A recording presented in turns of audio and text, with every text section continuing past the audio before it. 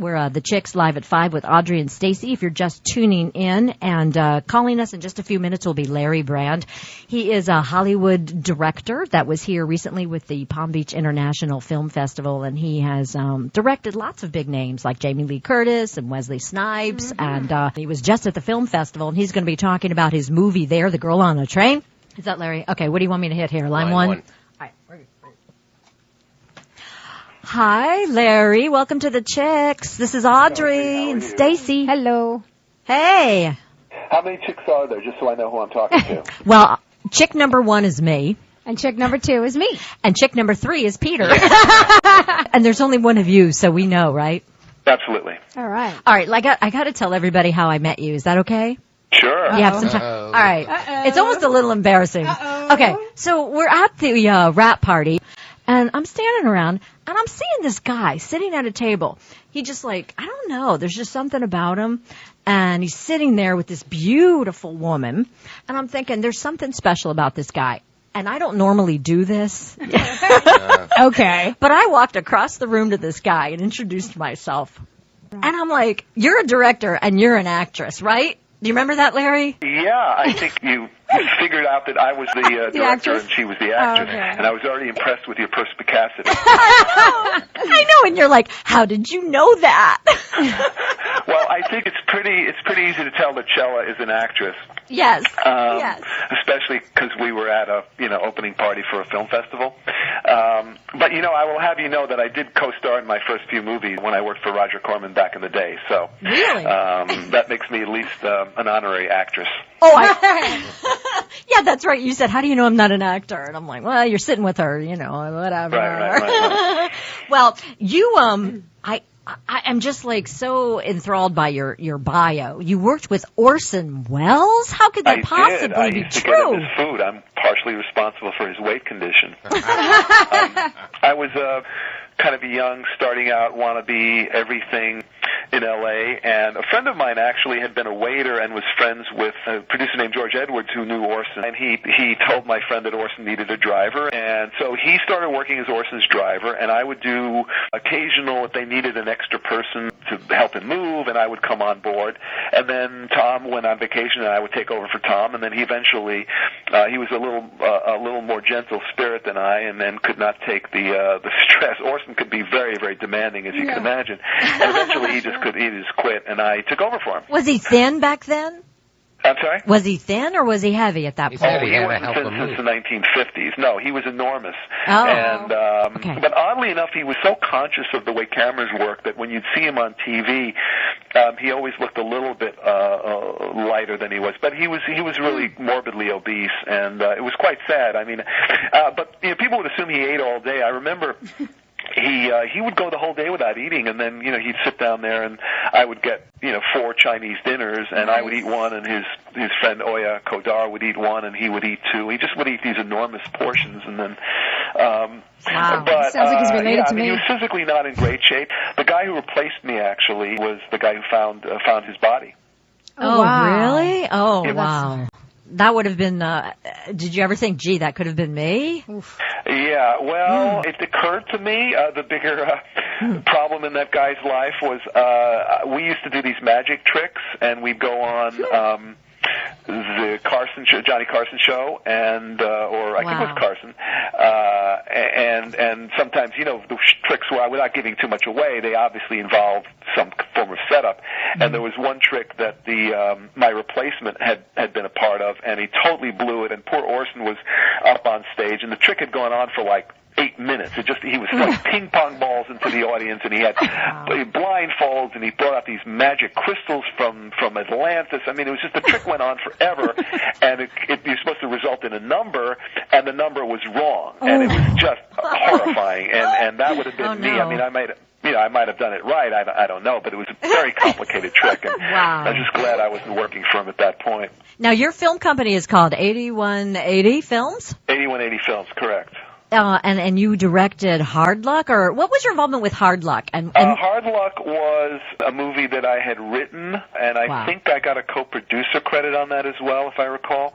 And it was directed and co-starring Mario Van Peebles, who reunited with Wesley Snipes, I think for the first time since New Jack City. And Halloween Resurrection with Jamie Lee Curtis, Woo! which was one of the more money-earning Halloween movies in the series, right? I think it was the second highest earning sequel. How was it working with Jamie Lee Curtis? Well, I wrote it. I didn't direct it, so I didn't get to work with Jamie.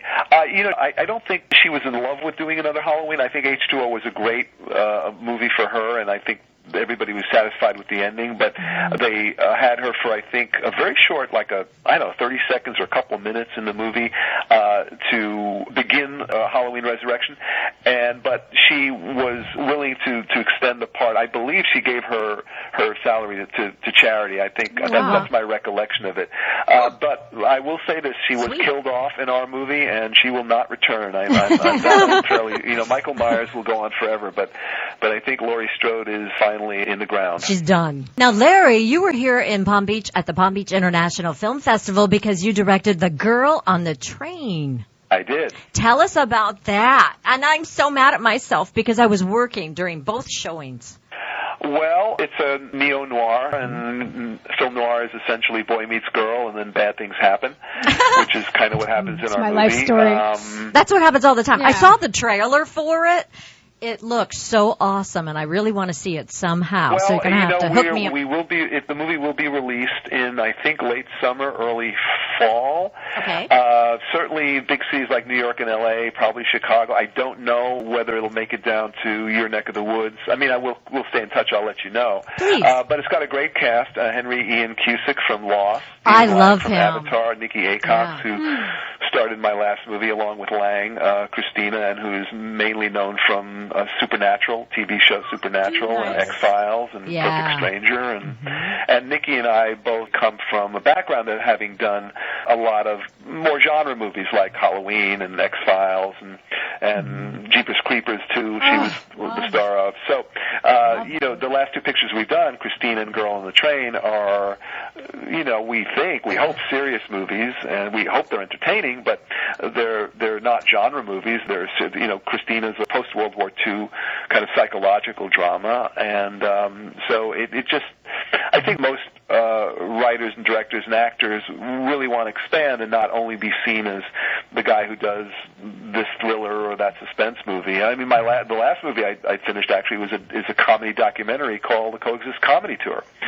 So, and I think that's true of pretty much all. Look at Stephen Lang, he goes from Avatar to doing our little movie, and I'm pretty sure that his trailer cost more to rent than the budget of our entire movie. But, actors like to act, they like to work, and if they like the picture, they'll work for you. I found the trailer to be so intriguing, the cast and the way they interact. It just looks awesome. What was your budget for this? Well, we can't tell the budget, especially in a public venue. Okay. But I would say it's much less than Avatar.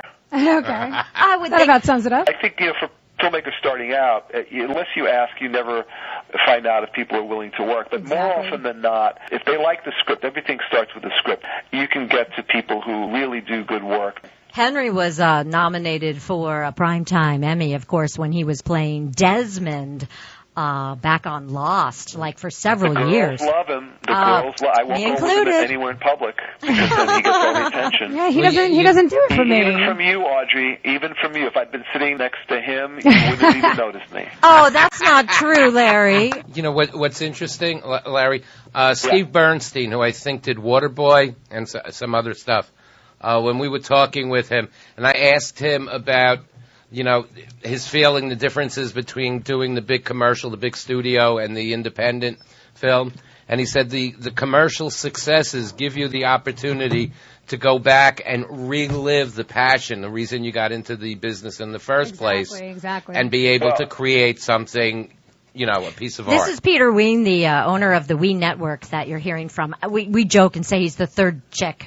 Yeah, I love that. We can all be chicks today. That's perfectly fine. I need to get in touch with my. I was just going to say that. Anyway. And Larry, you're quite handsome. 100% true. I mean, I started out working. I did my first three movies the first three that I directed anyway. I did for Roger Corman, and I'd come off of bigger movies that I'd written, and I really loved making very little money, but caring about the projects and writing them and directing them and acting in them, and then over I guess a 10-15 year period, you do need to pay your bills, and you do jobs like Hard Luck and Halloween Resurrection, and they absolutely give me the ability to pay my rent. I live in New York and LA, and it's you have to find ways to do that. But they give me the opportunity to also take a couple of years off and make a movie like Christina or Coax's Comedy Tour or Girl on the Train. I have so much more fun doing these little quirky offbeat movies that are about something and that mean something and that people respond to on an intellectual and an aesthetic level, as well as I hope enjoy it as a thriller, as a mystery. Let's talk about The Girl on the Train. Okay, it starts out with the girl on a train, on a New York train, and she goes upstate, or what? Set it up for us, if you would. Well, Danny, who is played by Ian Cusick, is a documentarian. He's working on a story told by a concentration camp survivor. And on his way up, he sees this girl, and a large part of the movie is about the impressions that we have of each other and how much of that is real and how much of that is a projection of our expectations. There's a phenomenon where you'll see a face across a bookstore or in a subway, and you just want to meet that person. And that's what happened to us, Larry. That's what happened to us. Guys, I guess, who can talk to anybody, and you'll never see that person again. As I was making this movie, this is kind of embarrassing to reveal in a radio interview. But now you have to tell us. I was on the subway and I was heading uptown, and there was a girl who was sitting there, and she looked at me and smiled as if somehow she thought she knew me or I knew her. I don't think I did. I didn't really recognize her, but she was very attractive, and she kind of gave me this really very pointed look, kind of like you did, Audrey, when we met it the first time. Well, you kept looking at me. I have to say that. You did. So I'm like, who's this guy? Do I know him? And I thought, he's very intriguing. I'm going to go over and say hello. That's kind of like what happened, only unlike you, this girl did not get up and start coming over and talking to me. I was already up. How many stops I went past my own stop? Oh. It's crazy, and it's wow, nuts. And eventually they were so crowded, we couldn't see each other anymore. How romantic. And I finally got off and had to walk all the way home.